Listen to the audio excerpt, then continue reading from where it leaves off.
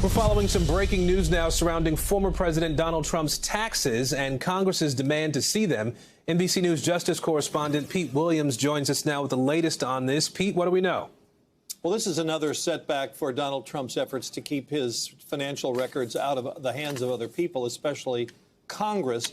A federal judge has ruled that the House Oversight Committee can get records from Mr. Trump's accounting firm, Mazars, but that the committee can't get everything that it wanted because there has to be some deference given to a former president. Now, this is a long-running legal saga that began 2 years ago.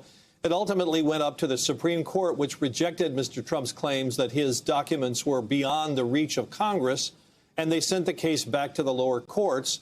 The Committee on Oversight issued a new subpoena in February for these documents, and the judge today has said that they can get some or most of what they want. Now, they wanted three categories of information. Number one, about whether Mr. Trump was meeting his obligation to disclose his finances. That's what all federal employees have to do.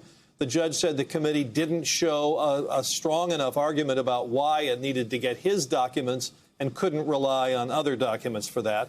The second was documents related to Mr. Trump's rental or long-term lease of a federal building here for the big Trump Hotel in Washington.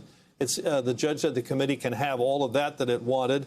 And the third category was whether the president was violating the Constitution's ban on what are called foreign emoluments, payments or financial benefits from foreign countries.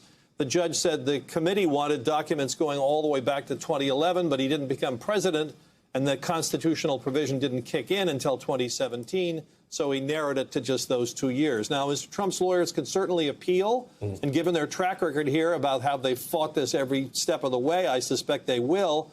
But it does seem like their prospects for winning now after the Supreme Court rulings are greatly reduced.